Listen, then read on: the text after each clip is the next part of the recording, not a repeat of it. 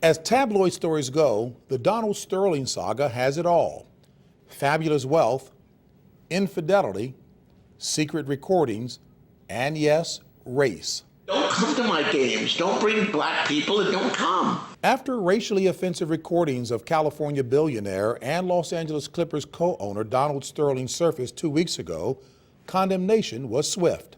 When ignorant folks want to advertise their ignorance, you don't really have to do anything, you just let them talk. Equally swift, the response of NBA Commissioner Adam Silver, who banned Sterling from basketball for life. This has been a painful moment for all members of the NBA family. On Friday, the NBA took the next big step toward healing the wounds, appointing an interim CEO of the Clippers, someone with a lot of experience with damage control. My wife says, my strongest quality is that I'm obtuse. I don't know enough not to take the shot, but I'll always take the shot. For Richard Parsons, this is just the latest reclamation project in a long, sometimes turbulent career full of them. We spent some time with Parsons at the site of a very different reclamation project, Minton's, a historic jazz club he's restored in Harlem.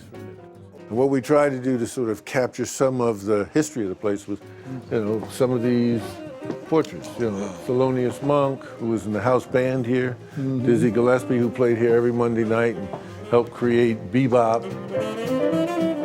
He may sound like a jazz historian, but Richard Parsons made his mark in business, first as the chairman and CEO of media giant Time Warner, then as chairman of Citigroup. He has a reputation as a cool customer, a trait he says he cultivated growing up as the middle of 5 children. When you're in the middle somewhere, the older ones rain down on you. You know this, right? And then you have to protect yourself and the younger ones, so you have to learn a lot of diplomacy. Parsons grew up in Queens, New York. His was the first black family to move into this lower middle class neighborhood. Every house was basically identical. And I remember my father bought one in 1953.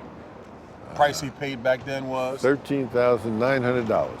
He attended public school, showing enough promise to skip 2 grades and graduate high school at 16. He went on to college, then law school in New York, graduating first in his class, catching the eye of a very powerful mentor, then Governor Nelson Rockefeller.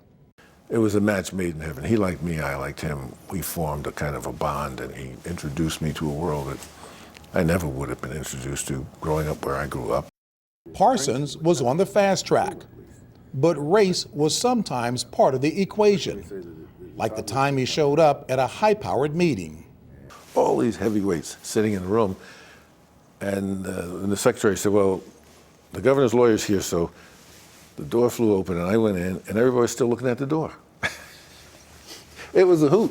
So I stood there for about 10 seconds. I said, gentlemen, I said, well, is the governor's lawyer out? Is he coming? I said, he's here. By 31, he was partner of a major law firm. At 40, he ran a large regional bank.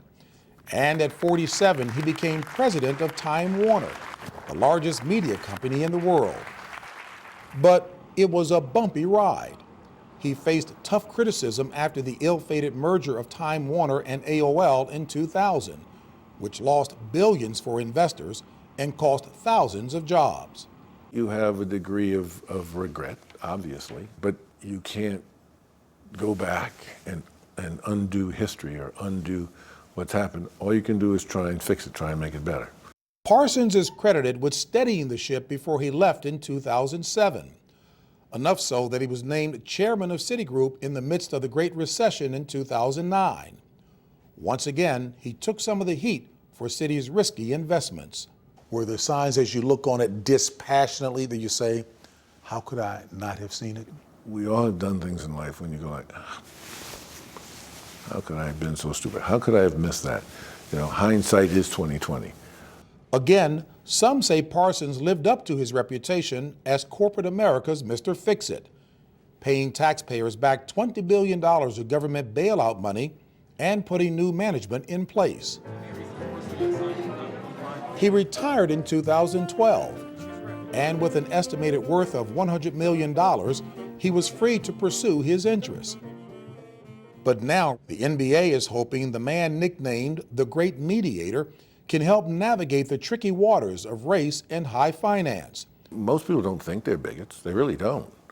But they just have a set of expectations and things that are in their subconscious that they aren't even aware of, that reflect the world they grew up in and the way they see the world and how they subconsciously assume the world should be.